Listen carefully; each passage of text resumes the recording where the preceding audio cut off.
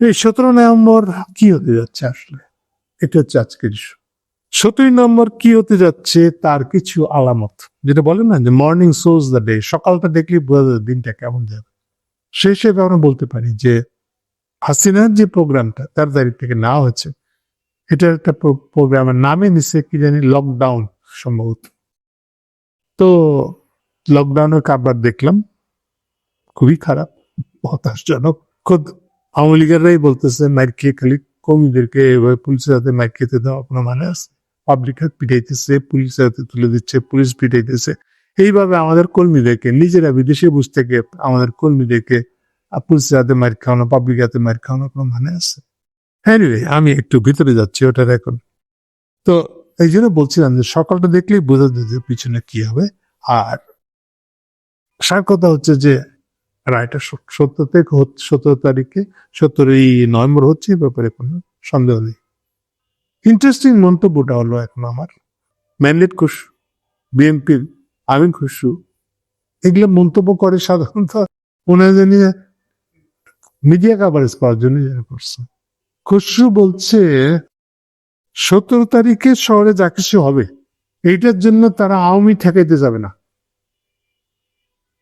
সাংঘাতিকতা। এগুলো পুলিশের কাজ, আমাদের কাজ না। মানে নিজে তো যাবেই না, অন্য পলিটিক্যাল পার্টিও তো তার না যায় এমনটা বয়ানের সাথে দাঁড় করে দিচ্ছে। নতুন কাহিনী। এখন এটার মানে কি এই যে বিএনপি আওয়ামী লীগের ভোটগুলো চায় অন্তত, সেই জন্য এই পালিশ, এই খাতির, এই চুনা লাগানো, হ্যাঁ, তেল মারাটা কি ওই জন্য?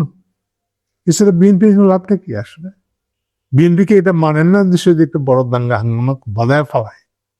এটা যদি তাদের ভাষায় সংসদ নির্বাচনকে হ্যাম্পার করে হয়, এটা কি তাদের চালবে যাবে না? চোরের মন বোঝা মুশকিল আসলে। কে যে কখন কি জন্য বলে এগুলো বোঝা মুশকিল।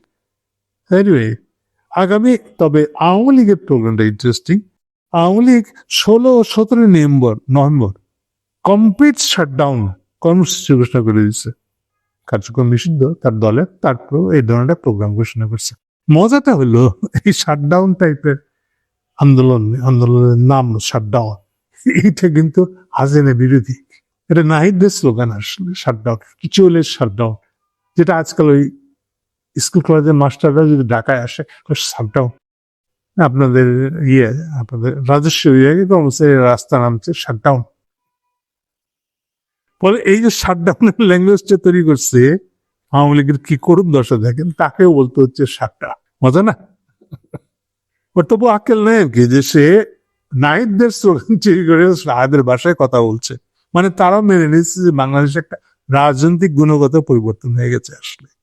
এনিওয়ে, যেটা মূল কথা এখন আমাদের যুগান্ত হাসিনার ফেলিওর নিয়ে, মানে এই যে এই আন্দোলন করে যে কিছু হচ্ছে না, এই বিষয়ক একটা নিজস্ব মন্তব্য প্রতিবেদন করছে, বেশ বড় করেই করছে।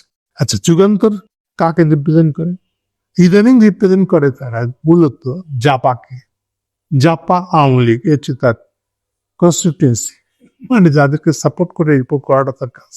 এর আগে এরকম রিপোর্ট করছে তারা, কিন্তু এবারের বক্তব্যটা দেখে মনে হচ্ছে যে না, এটা হলো বিএনপি প্রো আওয়ামী লীগ আর বিএনপি, এই ধরনের একটা রিপোর্ট। এটা যাদেরকে দেখেছে তারা ওখানে, আবার এই রিপোর্টটার মধ্যে যাদের এক্সপার্ট হিসেবে যাদের কথা বক্তব্য নিয়ে এসে এখানে ছাপছে, তাদের তারা কি ওরিয়েন্টেড সেটা দেখলে মনে হয় এটা বিএনপি কেউ না কেউ আছে, একটা প্রো আওয়ামী লীগের বিএনপি অবশ্য। এনিওয়ে, যাই হোক, সেই মন্তব্য, যুগান্তরের সেই মন্তব্যের শিরোনাম, মন্তব্য রিপোর্টের শিরোনাম, ভুল নেতৃত্বে ফের বিপর্যয় আওয়ামী লীগ।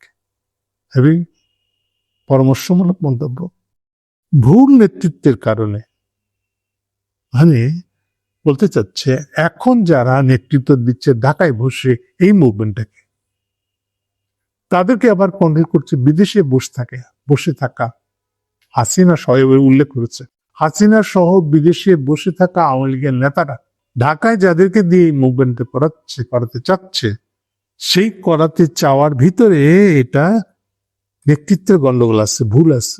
এই ভুলের কারণে এটা আবার একটা দলের বিপর্যয় ডেকে আনছে।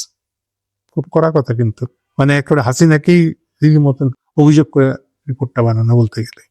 সো এই যে লিখছে, শেখ হাসিনা সহ বিদেশে পালায় থাকা দুর্নীতিগ্রস্ত এবং বিতর্কিত শীর্ষ নেতাদের হঠকারী সিদ্ধান্তে ক্ষতিগ্রস্ত হচ্ছে দেশে থাকা সাধারণ নেতাকর্মীরা। কি সাংঘাতিকতা!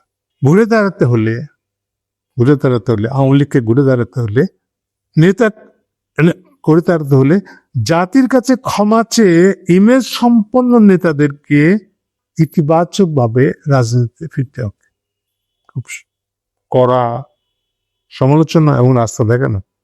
এরপর আরো বলছে, হেডলাইনে সাব হেডলাইনে হলো এরকম, হাসিনার বক্তব্য যেভাবে আওয়ামী লীগকে বিপদে ফেলতেছে। সাংঘাতিক কথা বলছে, হাসিনা বিভিন্ন সময় তার বক্তব্যে এমন উস্কানিমূলক বক্তব্য দিয়েছেন, বলছে কেউ আঘাত করলে পাল্টা আঘাত করতে হবে, যে যেখানে আছো তুমি সেখানকার নেতা। হাসিনা বলতেছে কারো নির্দেশের অপেক্ষায় থাকার দরকার নাই, কাউকে মাফ করা হবে না, এখনই মাঠে নেমে সরকার পতন ঘটাতে হবে।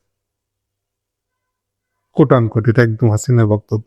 তার এইসব বক্তব্য মানে হাসিনার এইসব বক্তব্য কার্যত দল ও দলের নেতা কর্মীদেরকে আরো বেশি ক্ষতির মুখে ঠেলে যাচ্ছে।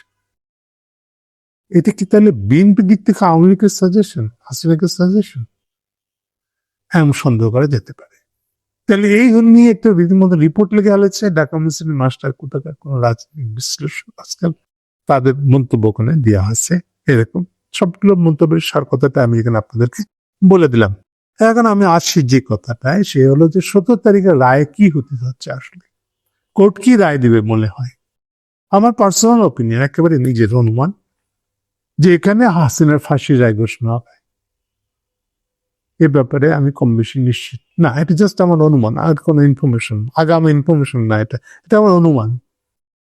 কারণ যে ধরনের প্রমাণ, সাক্ষ্য প্রমাণ, অরিজিনাল নির্দেশ দান, আলোচনা এবং ফরেন্সিক ল্যাবে এটা প্রমাণিত এই গলাটা হাসিনার, এই গলাটা ইনুর, এই যে এইভাবে বক্তাদেরকেও আইডেন্টিফাই করে দেওয়া ফরেন্সিক ভাবে, এটা লিগ্যাল স্ফেয়ারে মানে আইনি জগতে এটা খুব শক্ত প্রমাণ হিসেবে মনে করা হয়। ইউজুয়ালি আপনার কল রেকর্ড পাওয়া যায় না, কল রেকর্ড পাওয়া গেলেও এটা প্রমাণ করা মুশকিল হয় যে কোথেকে আসছে, হ্যান ত্যান অমুক তমুক অনেক কিছু আছে। এই কলগুলোর বেশিরভাগটাই হাসিনা যে পার্সোনাল ফোনটা ইউজ করতেন, যার সময় ভুলে ওঠে রেখে গেছেন সরকারিভাবে, যে ফোনটা ওনাকে দেওয়া হচ্ছিল, যেই ফোনে উনি এইসব কথাগুলো বলতেন, এই বেশিরভাগ ফোন আলাপগুলো ওই ফোন থেকে ট্রেস করে বার করে আনা, প্লাস ফরেন্সিক ল্যাবে আমি বলেছি যে এটা প্রমাণিত হয়েছে। ফলে এটার কারণে মূলত এই যে একেবারে মানে মানে খাস প্রুফ বলতে যা বোঝায়, এরকম একটা প্রুফের কারণে, প্লাস 2 নম্বর কারেন্ট আরো সাংঘাতিক। এখানে রাজশাহী হয়েছে আইজি মানে হাসিনার পরে কামাল স্বরাষ্ট্রমন্ত্রীর নিচে হলো আইজি, কমান্ড অর্ডার যদি ধরি আমরা, সেই আইজি মামুন কিন্তু এটা রাজশাহী। ফলে বুঝতে পারতেছেন সাক্ষ্য প্রমাণ কত শক্ত। এই কারণে তার ফাঁসি হওয়ার সম্ভাবনা খুব বেশি বলে আমি মনে করি। এনিওয়ে, তার যদি ফাঁসি হয়ে যায় তাহলে কি হতে পারে, ইন্ডিয়ান রিয়াকশন কি হবে, এই সম্পর্কে কথাটা বলে শেষ করব।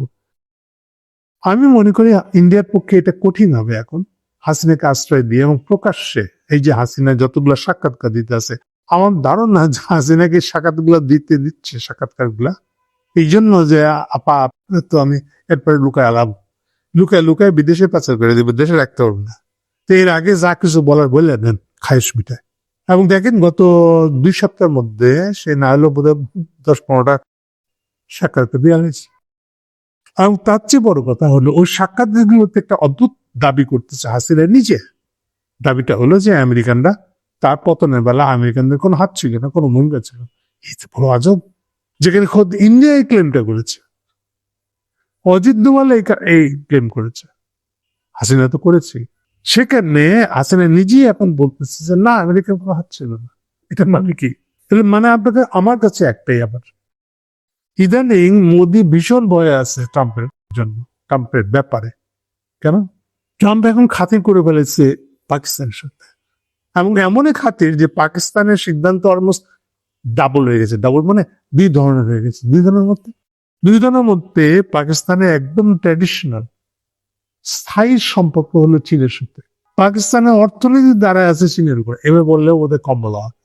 মনে রাখতে হবে পাকিস্তানকে সে অলরেডি যে পরিমাণে ডেভেলপমেন্টের টাকা দিচ্ছে সেটা 40 বিলিয়নের উপরে, 50-এর টার্গেট হলো 50-এর উপরে যাওয়ার। বিলিয়ন। ওই গোয়াদার প্রজেক্টটা এত বড় একটা ধাপে ধাপে ইমপ্লিমেন্টেশন হচ্ছে, অলরেডি 20 বিলিয়নের উপরে চলে গেছে নগদ ট্রান্সফার হয়ে যাওয়া, মানে পাকিস্তান ট্রান্সফার করেছে এতগুলো বিলিয়ন। ফলে এটি কিন্তু পাকিস্তানকে এই যে থেকে খারাপ অবস্থা থেকে বেরিয়ে আসলো তার চীনের কারণে। কিন্তু এই সুযোগে আবার এই যে আসিম বা ওয়াসিম যে সেনা প্রধানটা, তাকে যেইভাবে ট্রাম্প ডেকে নিয়ে তাকে সাক্ষী মানে যে তুই বল আমি ইন্ডিয়া পাকিস্তান যুদ্ধ হামাচ্ছি, ফলে আমি যেন নোবেল প্রাইজটা আমি পাই, এই কথা দিয়ে শুরু হয়েছিল। কিন্তু পরে এটা অনেক দূর জায়গায় চলে গেছে, ইভেন আমেরিকান আর্মস কেনা শুরু করছে পাকিস্তান। সো পাকিস্তান এখন ডুয়েল, চীনও আছে আমেরিকাও আছে। তাহলে মোদির এনিমি পাকিস্তান যদি ট্রাম্পের কোলে গিয়ে উঠে থাকে, তাহলে এখন মোদিকে সাবধানে কথা হোক পাকিস্তান সম্পর্কে। এই যে দেখেন ওদের ওখানে সকল একটা, কেউ বলতেছে ব্যাটারি ফেটে গেছে, কেউ বলে যে না গাড়ির ভিতরে বোমা ছিল, তাদের বোমা বাস্ট হয়ে 13 জনের মতন লোক মারা গেছে। ওরা দাবিও করেছে এটা একটা সন্ত্রাসবাদী, কিন্তু পাকিস্তানকে দায়ী করে নেই। মজা না? দায়ী করেন এই জন্য এই ভয়ে, যদিও বলছে তার এই সিন্ধুর অপারেশন সিন্ধু প্রোগ্রাম নাকি চালু আছে, কিন্তু তবুও এই ঘটনার সাথে সে পাকিস্তানকে অভিযুক্ত করে নেই এই ভয়ে যে পাকিস্তানকে অভিযুক্ত করে ট্রাম্প না কেটে যায়। তাহলে হাসিনার বক্তব্যটা কি মোদিকে বাঁচানোর জন্য? যে মোদির প্ররোচনায় হাসিনা একদিন ইন্ডিয়াকে দায়ী করছিল, ওইটা হাসিনা বলতেছে না ট্রাম্প দায়ী না বা আমেরিকা দায়ী না। আল্লাহ জানে ভালো, কিন্তু আমার কাছে মনে হচ্ছে এটার সাথে এর একটা সম্পর্ক আছে। এনিওয়ে, সার কথাটা হচ্ছে এই যে 17 তারিখে এমন কিছুই হবে না যেটা কন্ট্রোল করা যাবে না। আর 13 তারিখে প্রোগ্রাম থেকে বোঝা গেছে তাদের খুব কিছু বিরোধ আছে, এমন না। তাতে বিএনপি মাঠে নামবে কি নামবে না, এটা যাই হোক, কিছু যাবে না। Thank you.